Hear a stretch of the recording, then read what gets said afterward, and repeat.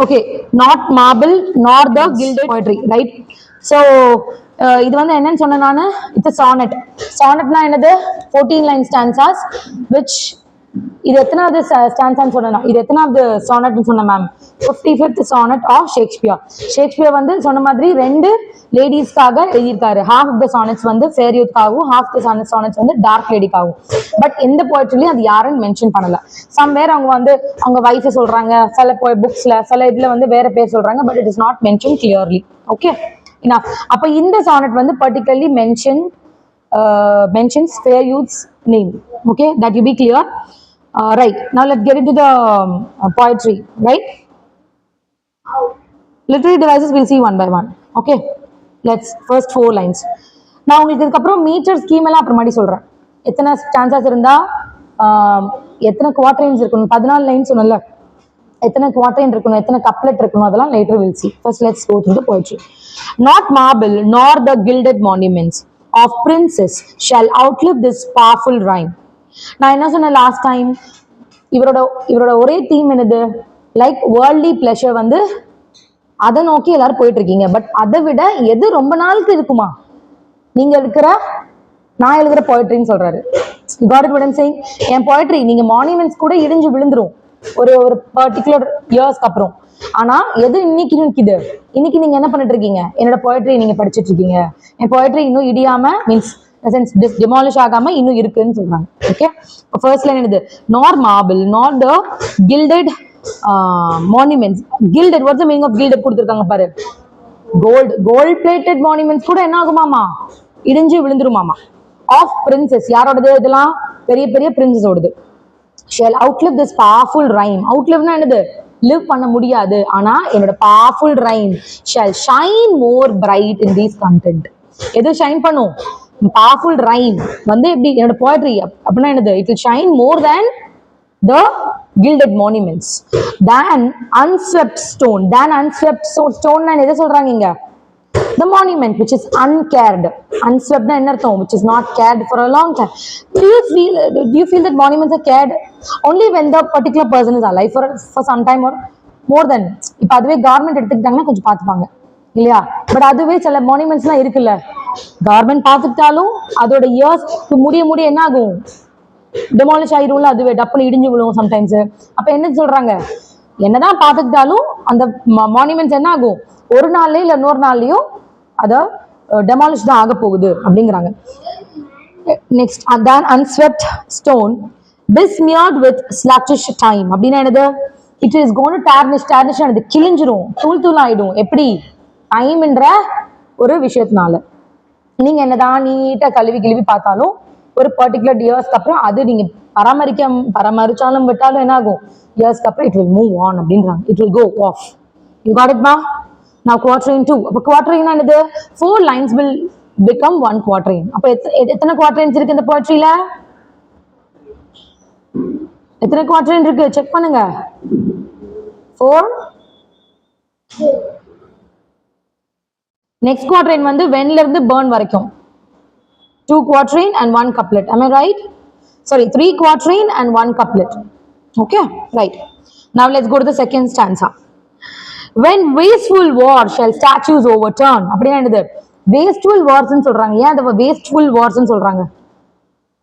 wars எப்படி wasteful ஆகும்? because the warsனால என்ன ஆகுது? அந்த கண்ட்ரில வந்து இந்த கண்ட்ரியில இருக்கிற விஷயத்தெல்லாம் டேமேஜ் பண்றாங்க. இந்த கண்ட்ரில இருந்து அந்த கண்ட்ரில எது குட்டா இருக்கோ அதை டெமாலிஷ் பண்றாங்க. அப்ப என்னது? Waste. Wars are wasteful, right? இந்த வடிவேலு ஒரு படத்துல சொல்லுவாங்கல்ல, 30-50 வருஷம் கழிச்சு வரப்போறவங்களுக்கு நான் எப்படின்னு தெரியவா போகுது. அப்போ அவங்களே அதை ஃபேக் அவுட் பண்றாங்கல்ல. அவன் இமேஜை வந்து பலசாலி இல்லை, ஆனா என்ன பண்றான்? இமேஜ்ல நல்ல பாடி பில்டர் மாதிரி வரைஞ்சு வைக்கிறான். அப்ப என்னதுன்னா, that's one example, but I'm saying though after years what will happen to the monuments? It will become demolished. Why? Because ஒன்னு வந்து பராமரிக்காம போறதுனால வேஸ்ட்ஃபுல் ஆகுது, இன்னொன்னு என்னது? வார்ஸ்னால it's becoming wasteful. So when wasteful wars shall statues overturn, okay, and broils root out the work of masonry. So he's telling broils is nothing but the wars வந்து ஃபைட்னால என்ன ஆகுதா? Mason பண்ற ஒர்க். மேசன் தானே அது work பண்றாங்க. என்ன work? Monuments build பண்றாங்க. அவங்க பண்ற ஒர்க்லாம் எப்படி ஆகுதான், தூள் ஆகுதுன்றாங்க. புரியுதா? யாரு பண்றா? ஒருத்தவங்க ஒரு விஷயத்தை கட்டியிருக்காங்கன்னா அது வேஸ்ட்ஃபுல் வார்னால என்ன ஆகுது, it's getting demolished. Nor Mars his sword, nor war's quick fire shall burn. Nor Marsனா என்னது? மார்ஸ்னா யாருன்னா நம்ம காட் ஆஃப் வார்ன்னு சொல்லுவாங்க. ஓகே, அப்போ Mars, nor Mars his sword nor quick fires shall burn. என்னதான் வந்து he is telling even the god, யாரு நம்ம God of வார் நம்ம மார்ஸும், அவர் மார்ஸ் கையில என்ன வச்சிருப்பாராம்? Sword. Fire shall burn the living record of your memory. என்னது? அவங்களே வந்து சண்டை போட்டிருந்தாலும் நம்ம என்னெல்லாம் மறந்துருப்போம் ஆக்சுவலி. கொஞ்ச நேரத்துல அது ஃபுல்லா டெமாலிஷ் ஆனதுக்கு அப்புறம் நம்ம அதை மறந்துடுவோம்ல. அங்க ஒரு மானுமெண்ட் இருந்ததுக்கான ஒரு அடையாளமே இருக்காது ஆக்சுவலி, இல்லையா? இப்போ நம்ம தமிழ்நாட்டுல வி ஆர் வெரி, நம்ம இது என்ன பண்றாங்க, அந்த கீழடின்னு சொல்லிட்டு ஒரு விஷயம் தோன்றாங்க. அது எங்க இருக்கு ஆக்சுவலி? அண்டர் கிரவுண்ட்ல இருக்குதுன்னு இருக்குது, நம்ம பார்த்துருக்கோம் இல்லையா? அப்ப என்னது, ஆனா இவ்வளவு காலத்துக்கு அப்புறம் அது ஒண்ணுதான் நமக்கு கிடைச்சது, கரெக்டா? ஆனா என்னது இருக்குது, அதை பத்தின வரலாறுகள் புத்தகங்கள்ல இல்லாட்டி நிறைய போய்ட்ரிஸை நம்ம படிக்க முடிஞ்சதுனாலதான் நம்ம அங்க வந்து போய் தேடி இதை கண்டுபிடிச்சோம். You got it what I'm saying? It's all written and documented in a book through a poetry or a story. அதுதான் அவர் சொல்றாரு. என்ன சொல்றாரு? நீங்க மானுமெண்ட்ஸ் அழிஞ்சாலும் பட் என்னது அழியாம இருக்கு? என்னோட போய்ட்ரிக் லைன்ஸ் அப்படின்னு சொல்றாரு. என்னதான் அந்த மார்ஸ் கடவுளே வந்தாலும் he is trying to burn the whole, means அப்படின்னா என்னது, அவரே வந்து சண்டை போட்டாலும் திரும்பி என்ன வராது? ஒரு விஷயத்தை நீங்க டெமாலிஷ் பண்ணதுக்கு அப்புறம் திரும்பி உருவாக்குறது ரொம்ப கஷ்டம் இல்ல? அப்ப என்ன சொல்றாரு? என்னதான் யார் வந்து தடுத்தாலும் nothing is going to work out except my lines for me, for you அப்படின்னு சொல்லுவார் நெக்ஸ்ட் லைன்ல. யார் அந்த யூ? அந்த யூ தான் உங்களுக்கு தெரியணும். யார் அந்த you? beloved shoulder is nothing but இங்க வந்து மிஸ்ஸஸ் ஃபேர் யூத் அப்படின்னு சொல்லுவாங்க. சரியா?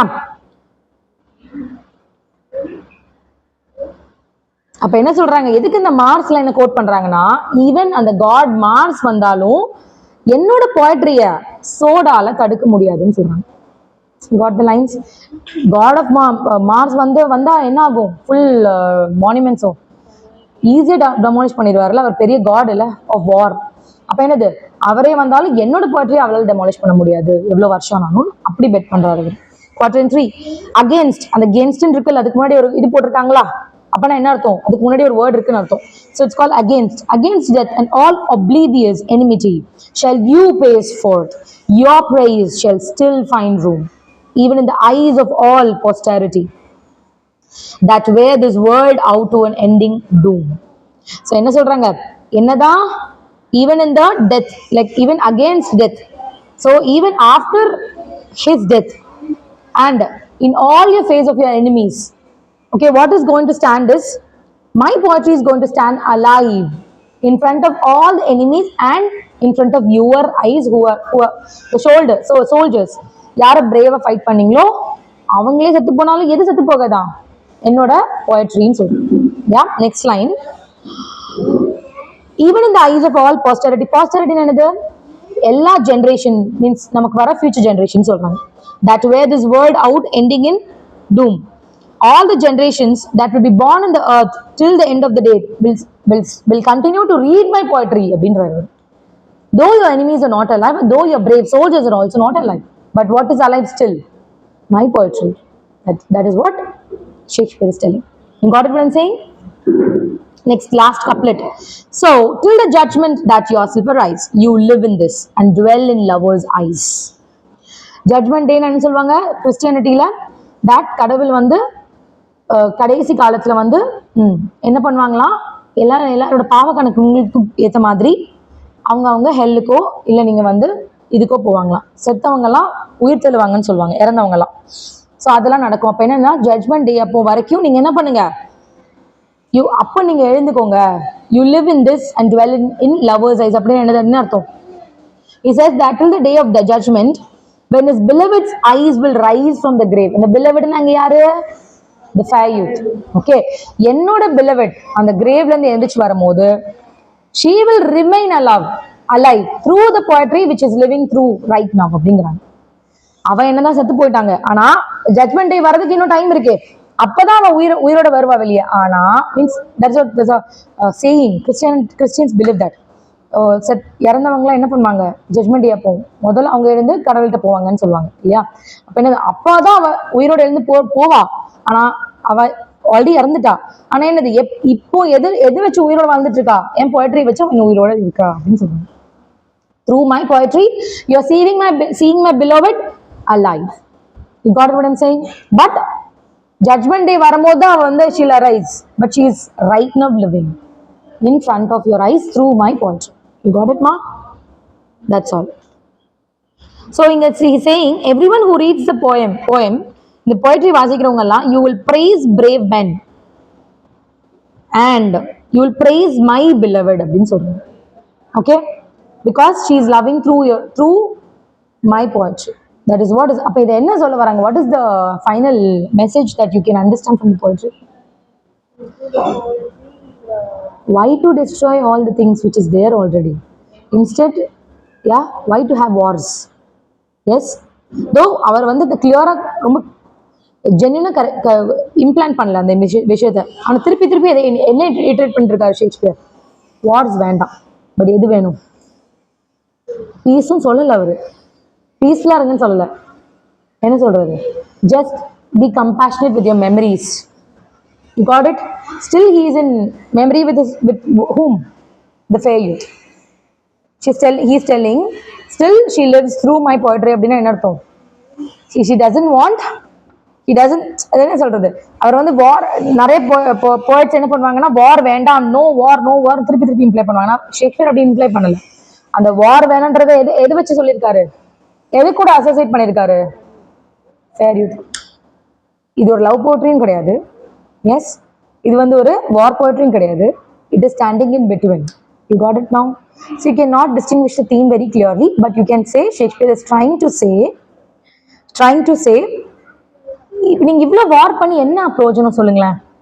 ஒரு டிகேடுக்கு அதை பத்தி பேசுவோம் நம்ம, இல்ல நம்ம அந்த வாரை பத்தி புக்ஸ்ல படிப்போம் லேட்டரா. ஆனா எவ்வளவு விஷயம் நம்மளை சுத்தி டெஸ்ட்ராய் ஆயிருக்கு இல்லையா, நிறைய மானுமெண்ட்ஸ் புதுசா நம்ம ப்ரிசர்வ் பண்ண வேண்டிய நிறைய திங்ஸ் வந்து ஃபியூச்சர் ஜெனரேஷன்ஸ்க்கு வார்னால என்ன ஆகுது. அந்த message Shakespeare is trying to secretly convey. You got it what I'm saying? In order to make sure that அவருக்கு எந்த பிரச்சனையும் வந்துடக்கூடாதுல்ல, அதுக்காக secretly conveying this message through the poet. You got it now? That's all. Now I'm going to stop. Okay, I'm giving you literary device.